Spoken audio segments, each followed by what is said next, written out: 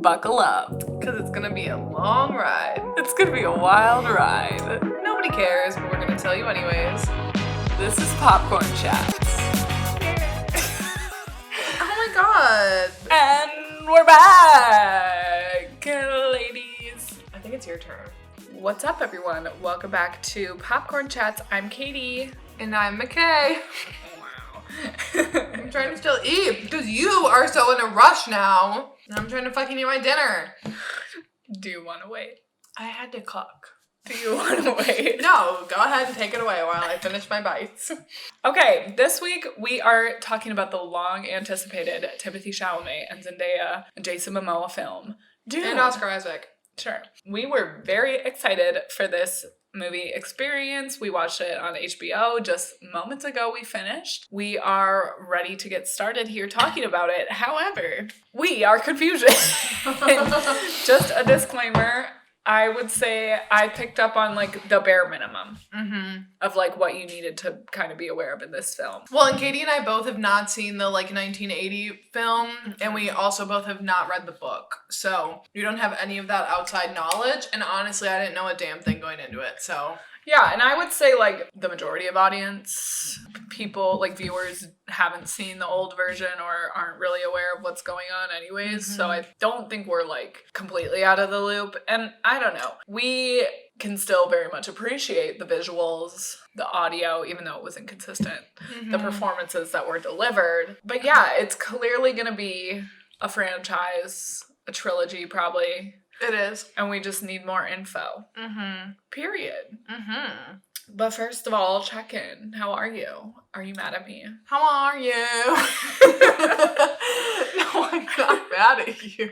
I'm doing good, and I'm just fingers crossed. So when this episode comes out, we will be within a week of seeing Harry Styles. Harry, stay healthy. Period. Are you hearing me? Because my life depends on you having your concert. So thank you very much. No pressure. And I just hit 2K on YouTube, which was exciting. Hell yeah, baby. Hell yeah. So yeah, that's I'm my so exciting stuff. Congratulations. Thank you. Killing it. What's up with you, Katie? Nothing. I would say my mental state is like very overwhelmed. When is it not? I'm just anxious, but happy. Good. Oh my god. My big news is that I won a pumpkin decorating contest at work. Stop it. What'd you make your pumpkin? So I took 3 little white pumpkins and taped them together to make a snowman. And then I carved the little face on it. And then I stuck the 2 stems from the bottom 2 pumpkins in its arm. So it's like a That's little really cute. snowman pumpkin. So yeah, I won a big bag of those like Godiva truffles. And those are so good. Or no, not Godiva, Lindor. Oh my god, I would die if those are And so a $15 Starbucks gift card and 2 15% off coupons to my place of work. So that you can stack on top of your other discount? Yeah. Nice. yeah, you can only use 1 per transaction. So then like total I'd get 40% off. Nice. Yeah. I am just excited for all the new cinema that we have been consuming recently. And I just love that we have this podcast because when life is so hectic and crazy and I feel like every minute of my time is accounted for, I just like that I still have time carved out to watch really great films and talk about them with you. This podcast is like such a light. It really is. We need to do more live reactions though, because our commentary during movies is pretty enjoyable for me. It's and I like looking back well. at it and watching it. That was the thing where I was like, it actually wouldn't have been that bad if when we were in the last duel the other week, is if it would have been like a very empty theater, because then we could have been commentating ourselves. And we sort of we tried to hold it in, but a lot of times, like when you looked over at me and you were like, botched. Like, what is that hairdo? Some things we just have to say, but this movie, thank God we weren't watching it in a theater because I would have been so anxious the whole time, being like, I really hope that I'm not stupid as fuck and she's just with it. Like, I hope I know what's going, or I hope she doesn't know what's going on because I feel stupid. Yeah, I felt very stupid as well watching it. Did you guys feel stupid watching this? Let us know. They're probably all listening right now and like, well, what the fuck is this episode even gonna be? Because they didn't even know what was going on. Okay. We did, but we're just confused. Yeah. I really think that this is going to be a film that's going to be beneficial when the rest of the films are out and you have all of the information to then go back and see how everything fits into place, where it is just like a lot of world building. And like, I think it was done well. I just think we couldn't follow along. Yeah, well, I mean, I think that's kind of just a thing for me with like fantasy and sci-fi. I'm not super into that stuff because world building, it's a lot to sit through, and I'm not the type of person, like, I don't like Marvel, you know, I don't need movies to be just like all action, all stuff happening, but I can't, like, it just got to be a lot when there was a new character introduction every 5 minutes. New object that had some sort of significance. Also, like, there really is no visual distinction. I could be wrong about this, but like, there's no visual difference in his dreams from reality. So that was making things a little bit confusing. Like, did that actually happen? Or no, it didn't. So him and his mom can like tell people what to do, sort of, but then he's having these dreams that like can tell the future. There's just a lot going on. And then he put his hand in like a little shocky box, but like, what was that for? Because then she was like, it weeds out the people, and I'm like, what does that mean? And he's like gonna make this religion on accident? I don't know. So there is this oppressed group of people. The Freeman? Was that their name? I'm so sorry. I don't know. Oscar Isaac's people? Or no? Zendaya's people? Zendaya's people are the oppressed people that were being oppressed by the balds. By the balds. That's what Mikhail and I are calling them because we don't know what they're called. Hookah something. And they're bald, so... Yeah, they're all bald, so I think it's just the default name. Yeah. And then the Emperor, which has yet to be revealed who that person even is, said, balds be gone. Oscar Isaac and your fam. Move here. Come on in. Take over the spice game. But it's like in shambles. Yeah, because the balds were like, well, we're going to leave you a botched spice industry. The Emperor did that to kill them because he's afraid of the power of Oscar Isaac and his family. Of Timmy, yeah. And Timmy, the mom, is like this powerful woman who bred with Timmy's dad to make a godlike individual who is Timothée Chalamet. And he may be the chosen one that leads the oppressed people out of oppression. Yeah. It's very Daenerys helping the Unsullied. It's very Chosen One, Luke Skywalker. It's very Jesus Christ. It's a lot. There were so many Star Wars similarities in this. Even down to, like, I will show you the way of the desert. The desert. And I'm like... And the voice. They're like, what? Use the voice. It's like in the Force. And then they had the two sons. Yeah.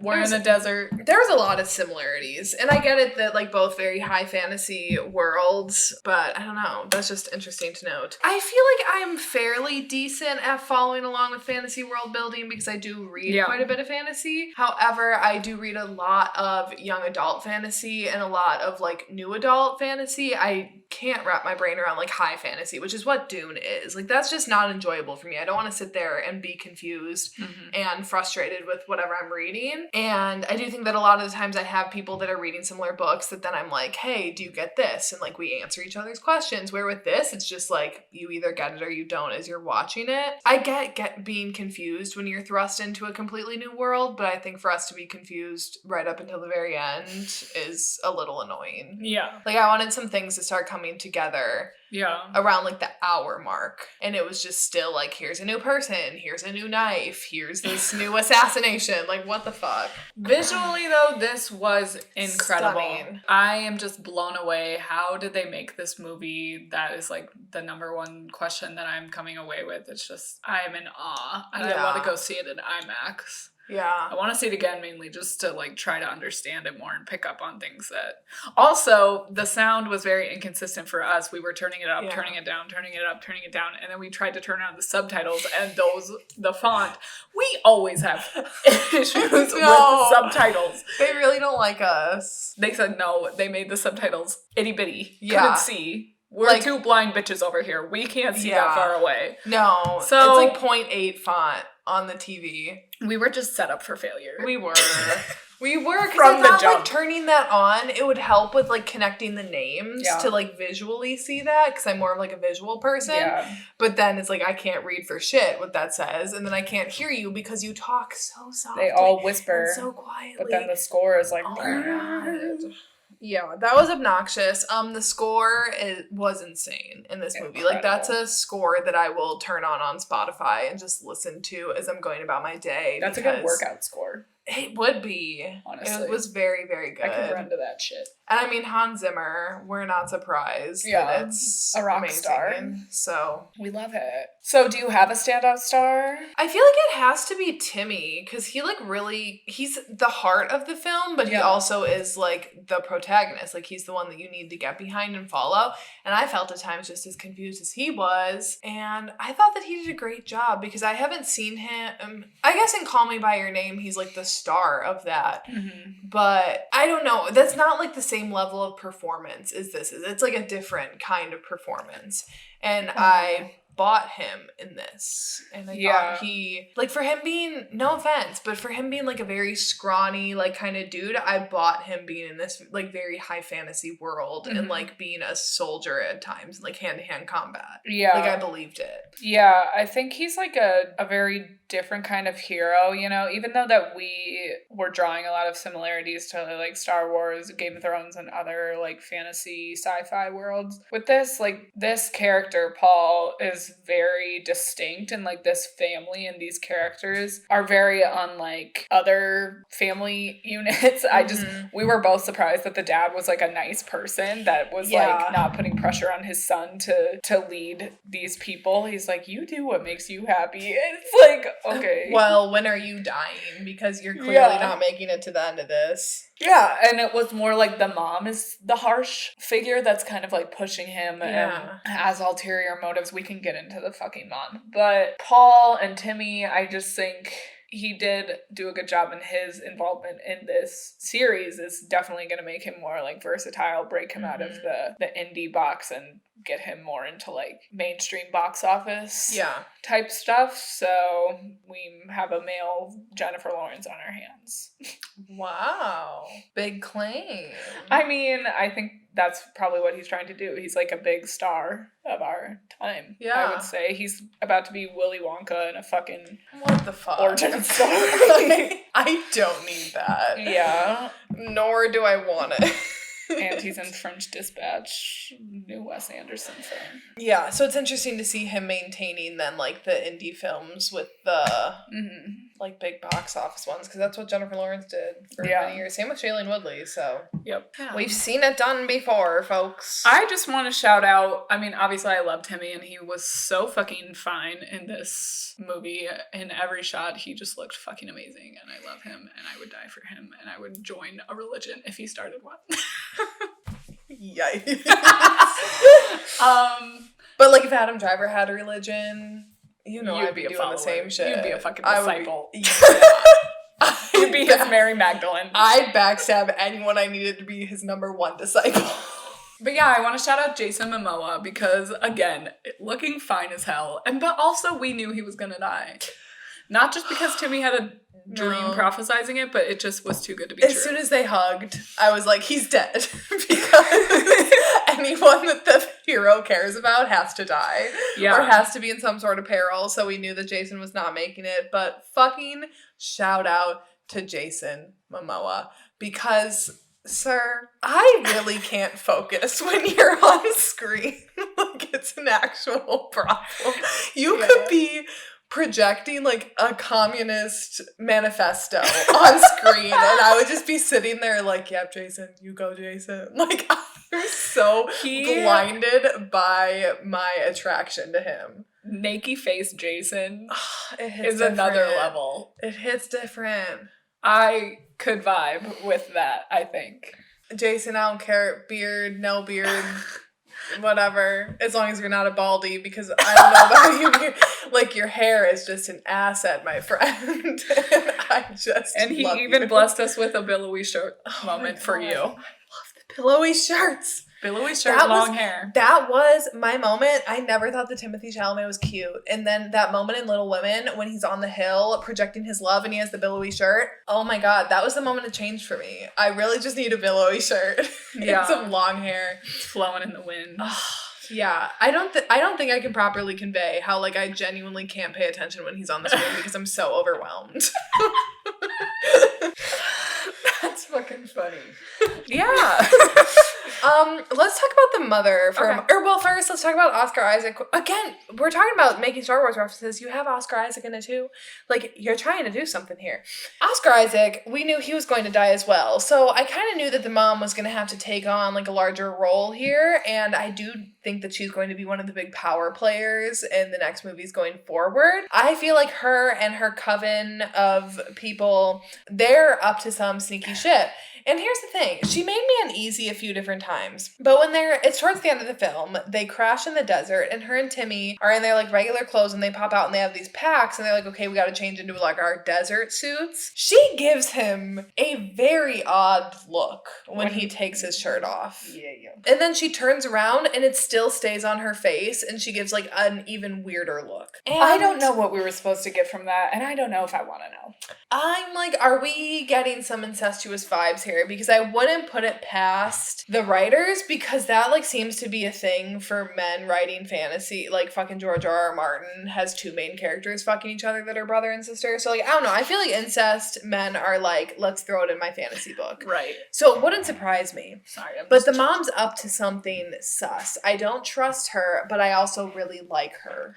I do too. Here's my theory. Because you know those like nun women with the black cloaks? They clearly have like higher priorities than all this political stuff going on with the Balds, the Oscar Isaac family, and the Zendaya people. They're the definition of like winning a war or winning a battle or like winning a war. They're looking at the war, I feel like. Yeah, and she made that comment. She's like, well, we think centuries in advance. Yeah. So he could be the one, but he could also not be the one. So does he not age then? Timmy? Like if it's centuries in advance. No. So not that he would live for that long, but like that his impact would last for some. Okay. Well, he could like potentially free these people and bring peace to Arrakis. She feels loyalty to these nun ladies, but also feels this like maternal instinct.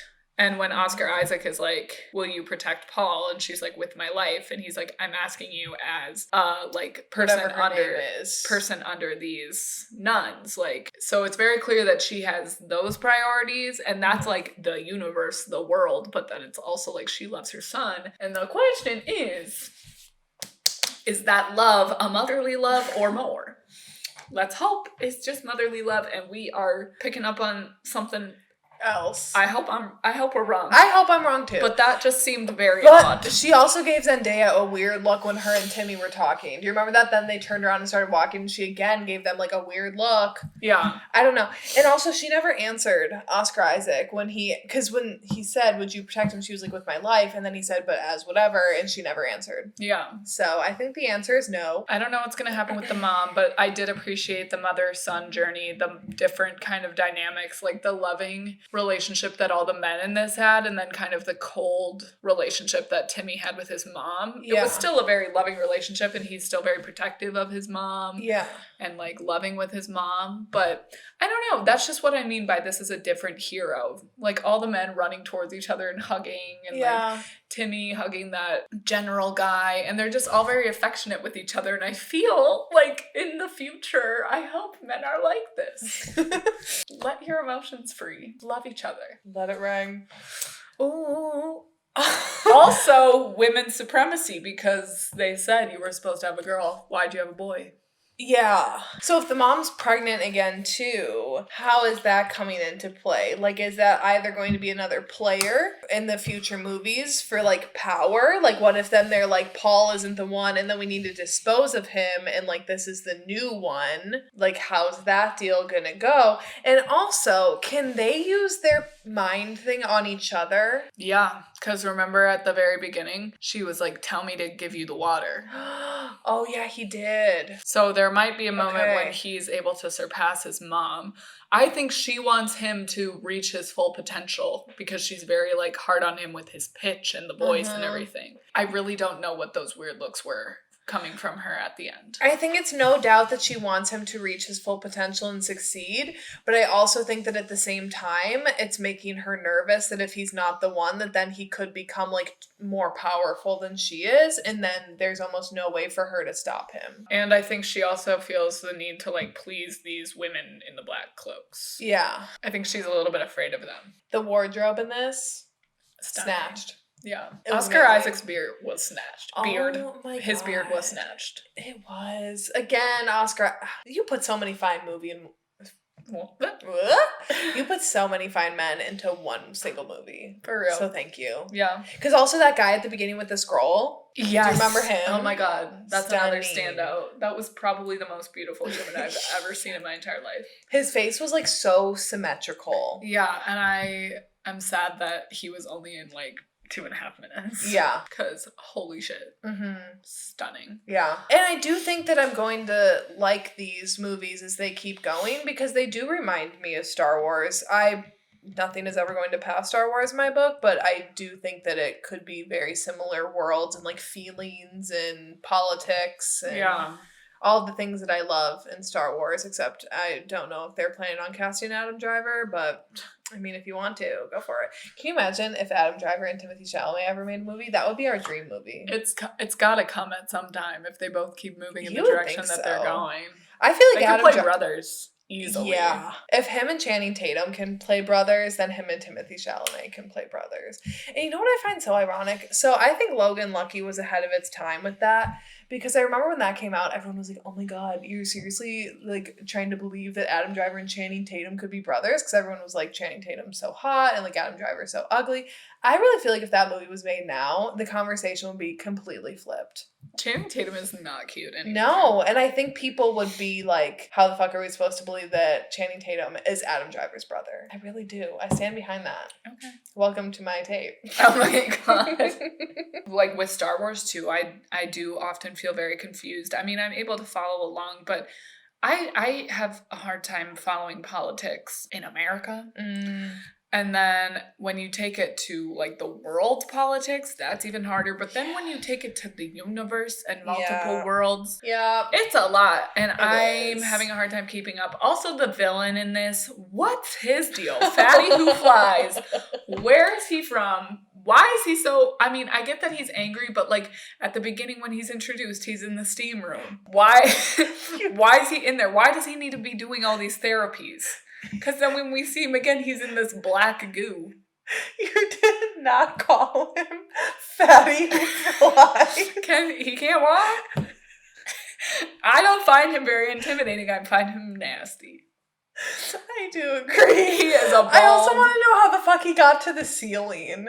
Do you remember when they walked in? And he was like huffing and puffing up there. Yeah. What's going on? Also, the people that were hanging upside down... naked, possibly? Yeah, what was that? Blood dripping down. Okay, I think that was actually the Balds getting more people to come and slay Oscar Isaac's family. I was thinking that was like the women that Rebecca Ferguson works for. Oh. And that was like them trying to make more women for them. Like have them impregnate the women. And then they're like, we're going to kill you. Wow. I don't know either. I feel like there's got to be something about him being like a bionic man because they kept on showing so many shots of his back and how he has like that metal spine in him. So I feel like that's got to be something. Mm-hmm. I don't know. But yeah, he does need a lot of treatments. Can you imagine how much of his empire's budget goes towards his spas? If he's not doing a therapy of some kind, he's eating. He's eating. I don't know. I wonder what's going to happen with Timmy's character. He feels this draw to these people. Obviously, that makes sense because he's been having dreams about them. But also, like, everything he's dreamed has kind of come true. And in one of his dreams, Zendaya stabs him. So, like, I don't get why he's like, this is the way. I feel like if she does stab him, if that actually happens, is it going to be like, for his own good? In a way, I don't know. I'm trying to explain how I can see it like playing out in my head. Like if someone's about to come after them and find out that they're working together and that they're actually like friends. Like if the Baldies show up and then Timmy is trying to be like, Baldies, I actually don't like these people. I'm working undercover. But turns out he's undercover working with the Baldies. And if Baldy is about to come around the corner to catch Timmy and Zendaya together, she might stab him to be like, I need to make it look like something, but stab him in a non-vital area. So then he can be like, oh my God, she stabbed me. I'm not working with her. I don't know, honey, but that's a theory. I can just picture like all men listening to this episode and just being like, these two are fucking idiots. Okay, but also you try to watch Little Women and explain the complexities of female sisterly relationships. Yeah, men could never. Yeah, I don't know. I enjoyed, but I'm also slightly disappointed that I think I'm just disappointed in myself for not being able to like follow, but also I don't know what I expected because I am not ever one to really be with it when it comes to sci-fi or fantasy, so I don't know why. I think I was just blinded by Timmy and Zendaya, and I was like, well, I'm gonna love it for sure because they're in it, which I did love. I wouldn't say I loved, I enjoyed, but I'm just like, where are we? Who are we? What are we? Like, where are you?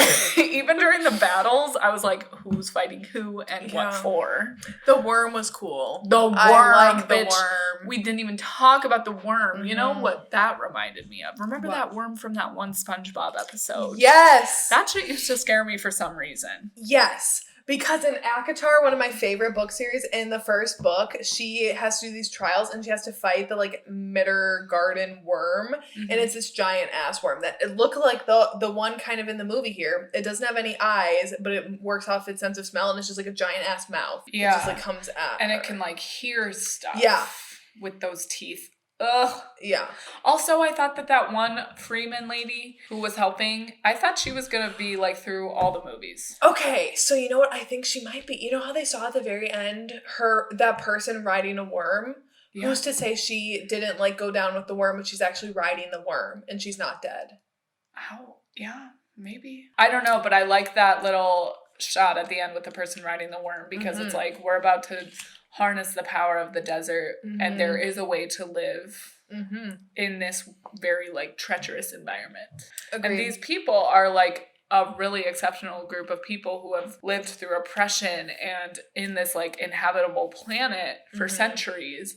So why aren't people like trying to learn from them instead of like oppressing them and exploiting them? We've seen it before. Yeah, I would say I definitely liked it and I will be ready for the next movies to come out. We say that when this one literally just came out, but I will be excited to see where the story goes. Yeah. But I would say like the viewing experience wasn't, I don't think like as good as last week with the last, like I feel like there are pros and cons. Like this movie was much more visually stunning and a lot more fun to watch just from a visual perspective. But from like ease of watching, I would say The Last Duel I enjoyed more because it was like easy to follow the timeline, easy to follow the story. I don't know. It was a little more like focused on people's relationships rather than like politics and building an entire world. Which I mean, very different films. Like they really shouldn't even be compared, but that's just kind of like we have had two brand new movies back to back, so I kind of can't help but draw a comparison. And I don't know why, but I definitely would have assumed that it was going to be flipped. I'm surprised that I was able to follow The Last Duel way easier than I was able to follow this. But now, retrospectively, looking back, it's like, yeah, no wonder. Because again, like when I watched Game of Thrones, I was constantly confused. I had to make nicknames for everybody because I couldn't keep up with anything. That is like an entire show that you have episodes that kind of just focus on one thing and develop your knowledge of that. And then you might have to like try to remember that knowledge in an episode, which makes it hard. But I don't know. I don't have a brain for like fantasy and sci-fi. I have a brain for like simple contemporary. Yeah, stories about people in our world, our time, trying to figure shit out.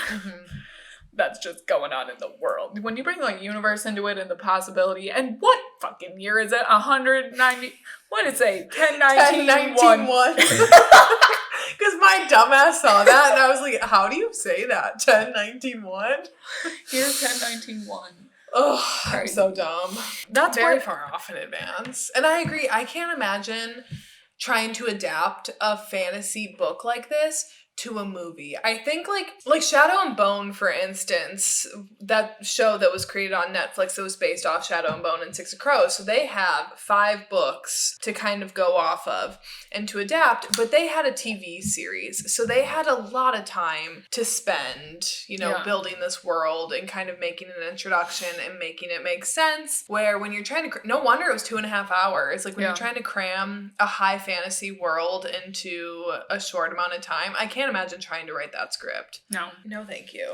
And then also trying to like visualize and concept the CGI and just all these crazy massive effects and technology, and then deliver a believable performance in like reacting to these worms and these huge ships and all these crazy things that are happening. Like, it's just a huge undertaking, and it's just like, I will be sticking with coming of age Lady Bird vibes, for sure, because this is not your forte. As like somebody who knows what goes into filmmaking, I just could not ever take this on. I was wondering if the author was involved at all. And actually, the book came out in 1965, and it is the first of a planned 2-part. I thought it was a trilogy. Oh, he definitely was not, because he's dead. Yeah, I was gonna say he'd be very old if he was still alive. Oh my god. Did I really actually think that a book that came out in 1965 that the author would be like involved? I don't know. You did. Timmy, from the get-go, is like, I don't want this life. Yeah. Daddy's supportive. He's like, you know what? If you don't want it, you don't have to have it. You are perfect the way that you are, because you are my son. And I Lila. Because Oscar Isaac is daddy. Yeah. He's watching these movie books about the people, and he just really wants to connect with them and like understand them. He doesn't want to oppress them. Mm-hmm. And his dad doesn't either. Mm-hmm. But they also have to like fulfill this spice dependency that the galaxy and intergalactic travel has. So he's struggling with that. So he's now kind of feeling this call to be like a part of these people. There is no bloodless peace. Mm-hmm. And that does make a lot of sense, because in one of his visions, in a lot of his visions, there's a lot of like blood on his hands. Yep. And that's always a foreshadowing. We've talked about it with Fear Street, that like characters dealing with blood on their hands and guilt and all this stuff. So Paul is feeling this massive amount of pressure, honey, because now he is in charge of a large swath of people, and he is going to have to come to terms with the fact that blood may be on his hands for the greater good. And that's something that the mom is dealing with too, because she loves her son and is a human with emotions, but then she also knows this like greater call and this greater power that her and her son possess. And with that power comes responsibility. Yeah. And they're also going to try to find desert power, because you need desert power to live in the desert. So it's all power, politics, and maybe incest. Yeah, the mom is sus. The mom is sus. That's all I will say. I did like at the end when he had the battle with the dude, which again, like, why? Why did you need to fight each other? But go ahead. But then when he had made the killing blow, because multiple times he was like, yield, and then they were like, that's not how this works here. And then when he actually killed him, and then the guy was bleeding out, how he bent down and like held his hand until he died and like stayed with him, that really shows like compassion in him. Like, I think if he would have stood up and walked away, that would have been showing like a shift in his character and like where his character is going to be headed. Yeah. But he has not lost his humanity yet. And I liked what you said earlier too about this being a trilogy, like in 2, All Hope is Lost. And I wish that it was going to be a trilogy, because then we could definitely see him kind of struggle with like that balance of you need to like lead with a little bit of oomph, but you also have to have compassion and love, and kind of him losing that in certain moments. And then he reels it in at the end of that one, and then in the third one we really see him come into his own as a leader who possesses the ability to have compassion and remember who he is in his heart, but then also matures a little bit and is able to lead and utilize his power and the voice. Yes. But apparently it's only a 2-parter. And we got to get more of Zendaya. So I don't know where it's going to go, but they're going to have to make a 5-hour movie now. I think. I'm a big fan of trilogies, and I think that in fantasy especially it really works because you do have to have that like all hope is lost moment, and I feel like that's hard to accomplish because you can't do that first off in the first film, and you can't do that like at the beginning of the second, and you have to have enough time to make a satisfying ending. So if it's not a trilogy, then that kind of shifts the way that how I would envision the storyline going.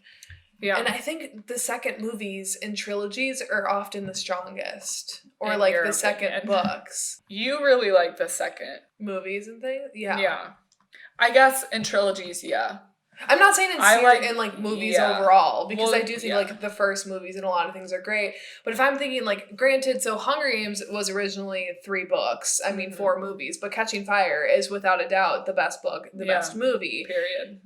All of the Star Wars movies, minus the 1, 2, and 3. Revenge of the Sith, by far the best. But otherwise, Last Jedi and Empire Strikes Back, I think both are superior. Like, I think just trilogies, that middle film, there's something about that sweet spot in there is so well done. Yeah, and it's, like, needed. Excuse me, you don't have to worry about tying things up at the end. Yeah. So you just have room to, like, play around.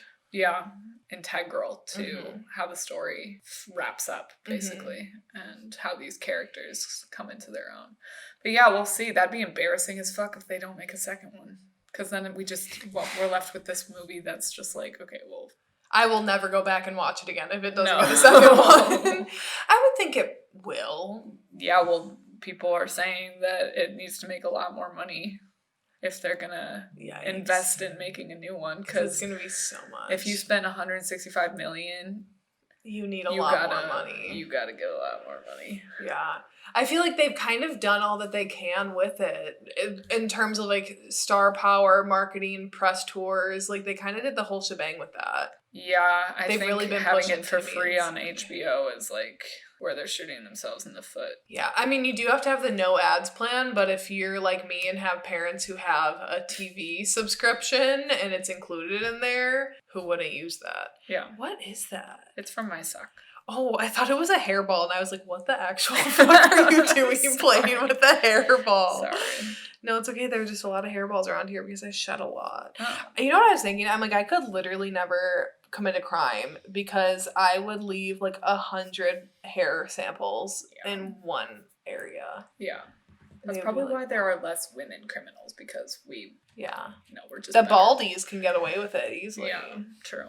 I'm definitely intrigued for future movies. Me too. If they get them, I will never read the book. So if they don't get a second movie, then I will just live on without any answers. With no qualms. But also, I think if they do get another movie, bring back Jason. Yeah. That's the whole thing for me. I mean, like, Jason and Isaac, but if I had to choose, Jason. But let dead people die.